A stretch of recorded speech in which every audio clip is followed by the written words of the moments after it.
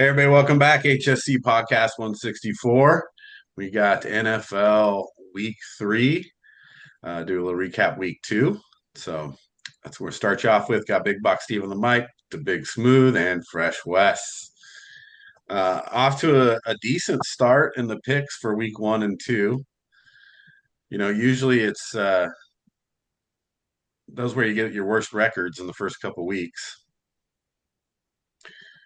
So this year it's probably going to be the opposite, right? Yeah. But yeah, let's jump right into picks. Let's recap week two and then we'll talk week three picks. So week two, tough for both our teams. You guys had the Monday night, so everybody got to see that one. Oh yeah.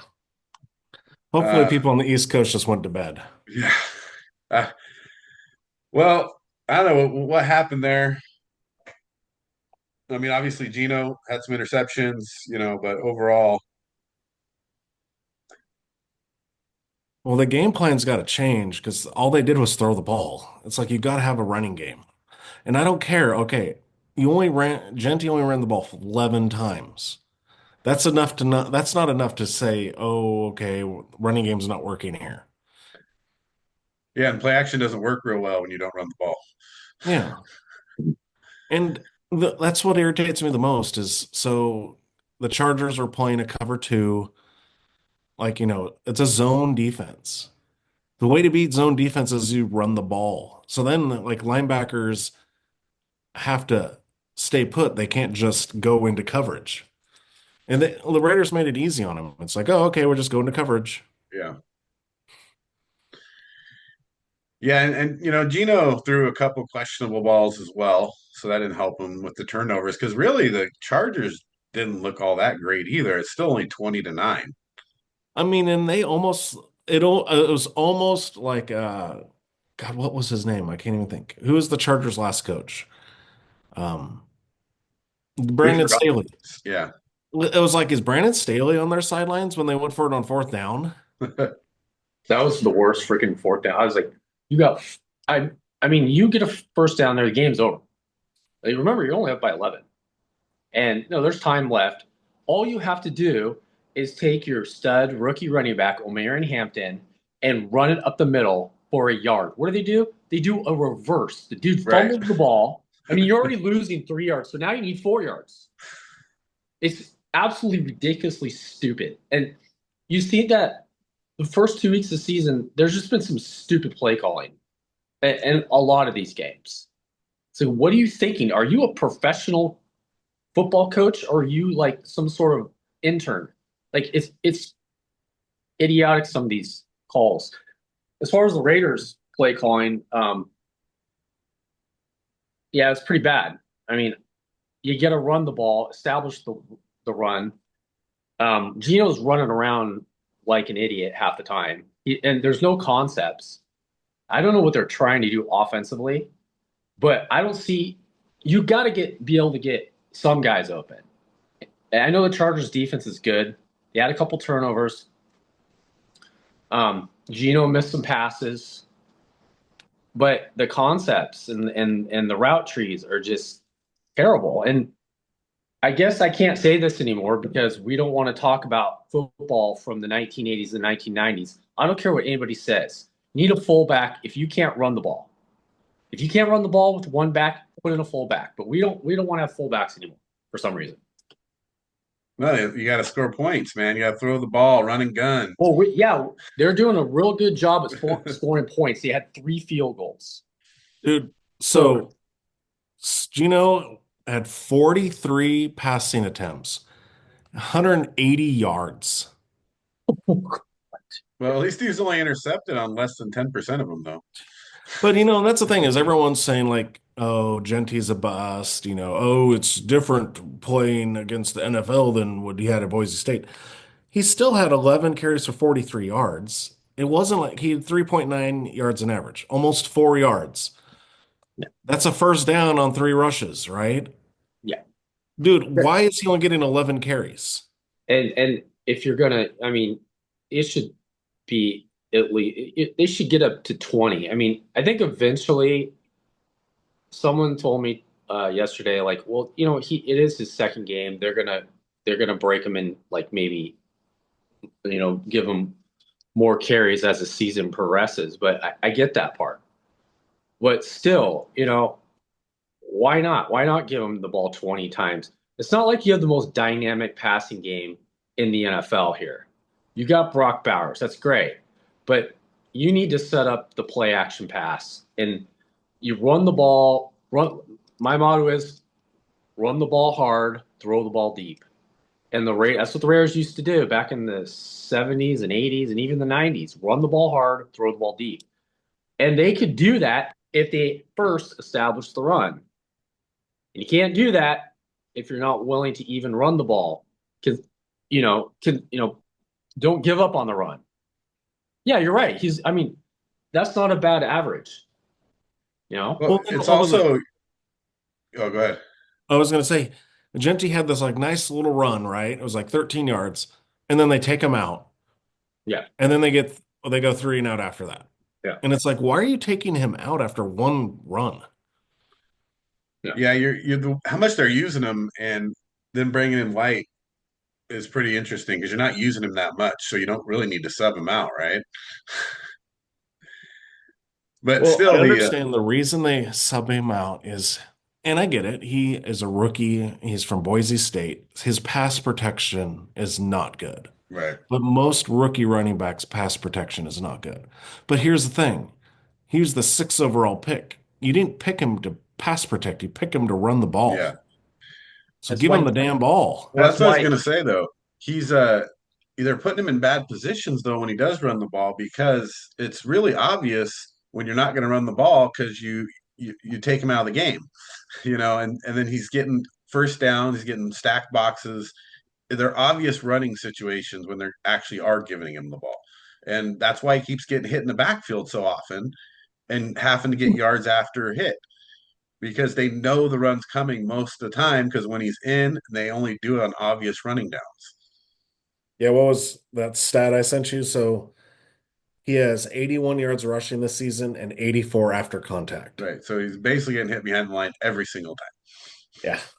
And he has 3 yards receiving this season, but 26 yards after the catch. Right. So Well, I mean, the hope is that, like Wes was saying, as they go along in the season, he gets the more and more touches and can develop, that through length of season, stays away from injury, hopefully. But yeah, it doesn't speak to the scheme. It doesn't speak to the coaching. Wow. You got to look at what you're doing at this point and say, how do we use what we have to win games and not be obvious every time? It's like, we know you're throwing, we know you're running, like get a little creative, I guess. Yeah. And I didn't know he had 3 interceptions. I must have missed one. I was probably cooking. Well, he was throwing them everywhere. Yeah. Well, did you see the Tony Jefferson one where he threw it into triple coverage in the end zone? Yeah, I saw that, yeah. Well, he just threw it up. He's just like, whatever. Yeah. Yeah, because the first play of the game.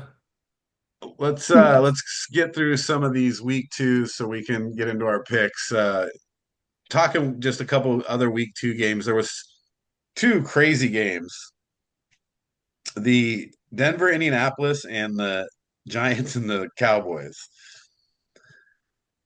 Let's start with Giants and Cowboys because that was wild, back and forth, like no defense. Russell Wilson throws for 450 yards, Neighbors for 167.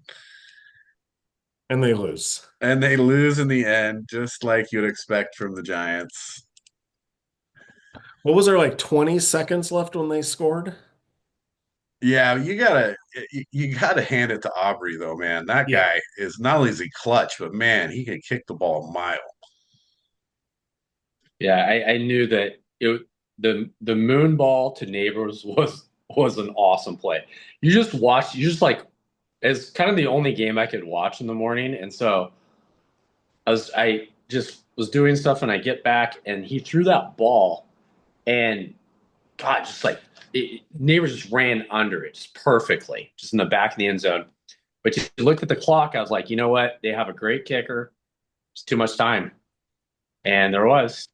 And then again, Russell Wilson throws another moon ball, which pretty much ended the game because, of course, someone says, "Oh, neighbors ran the wrong route." I'm like, really?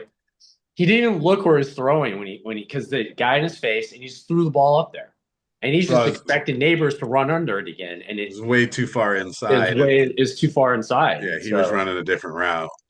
So thought he was doing one of these things. He's doing one of these. Yeah.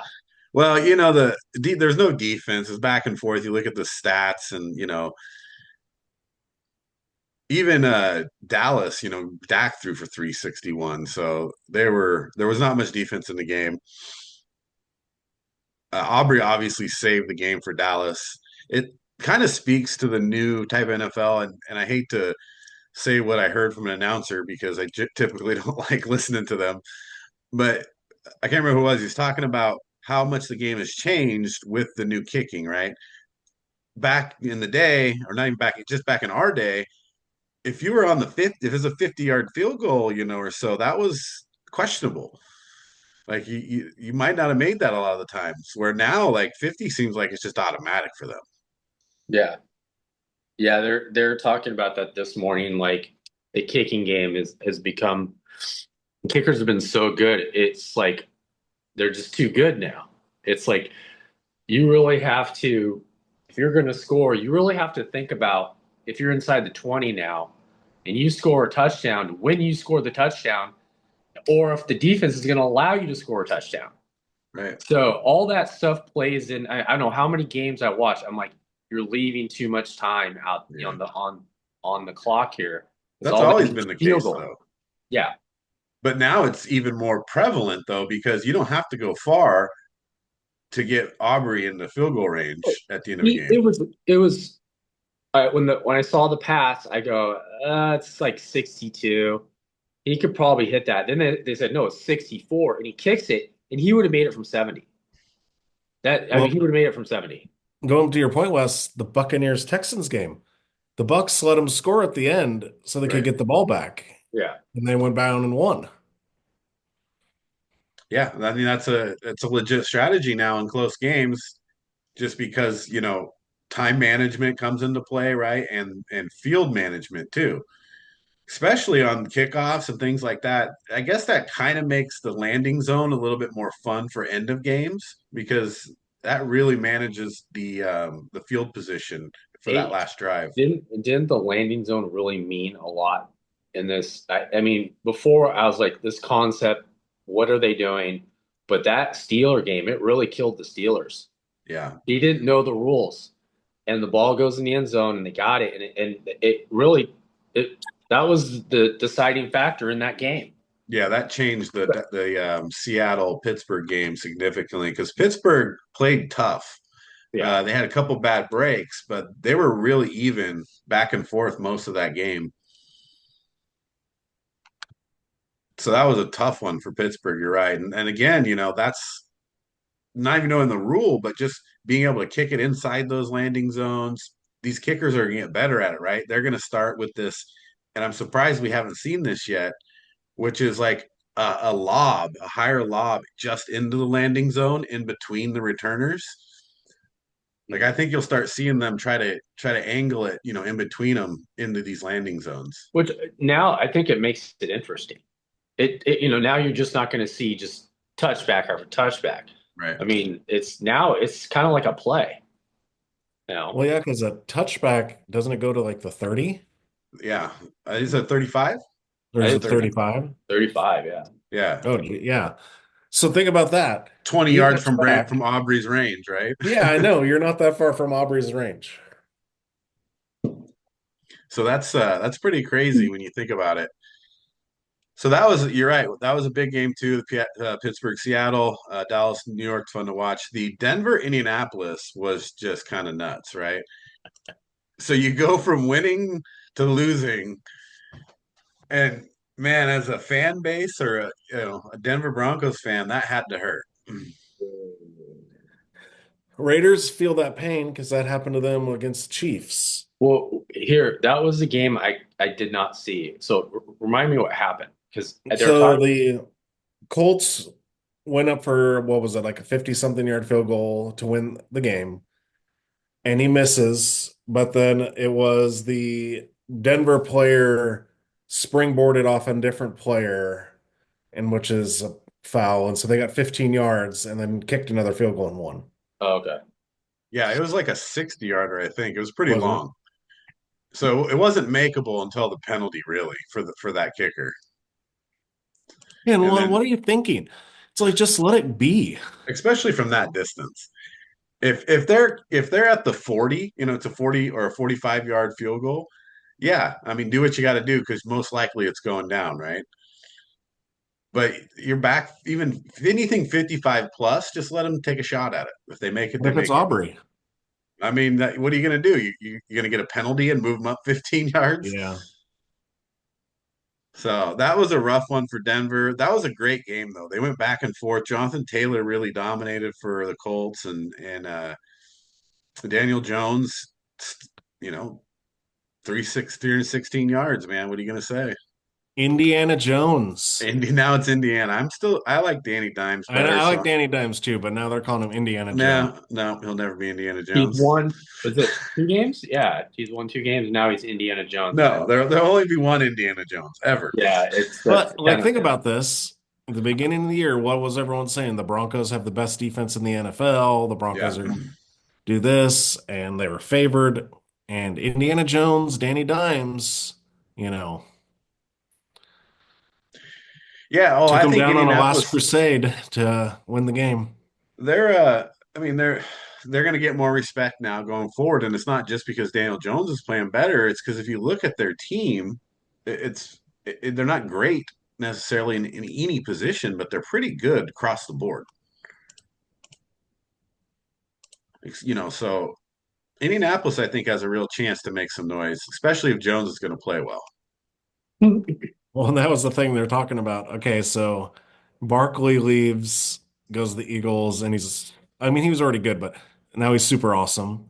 Jones leaves the Giants, and then he goes, now he's. Oh man, the Giants. Jeez. At what point do they get rid of Dayball? well, Should have been I- last year.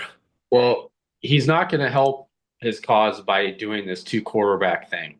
I mean, it's just this isn't high school. I know everybody's like the media has put it out there into the universe that Russell Wilson's going to get benched. And so now he's feeling the pressure, and he shouldn't give into the pressure. Either start him or, put him on the bench. Everybody wants Jackson Dart. It's like, Yeah. you got to give Jackson probably till week 5, I would say. And if you're 0-4 or whatever, they lose to the Chiefs. You're 0-3, losing, then interject them in the offense. But you're just going to throw them out there. It's probably Yeah. not a good idea. Well, that's the problem, right? So you've got a coach who could potentially be on a hot seat, and that forces them into decisions sometimes that aren't the best decisions for the team, which would be have a terrible season, play Russell Wilson as much as you can, and let Dart learn as much as he can without losing confidence and getting hurt, and start him next year. Well, like Wes was saying, so yeah, they're going to lose to the Chiefs, then they get the Chargers. But then week 5, it's the Saints. Yeah. Might be the perfect time. Yeah. I mean, and if he wants to save his job, that's probably what he's going to have to do, because they're not going to go anywhere with Russell Wilson. Their defense, they got a great front 4, but their back end, they're not playing well.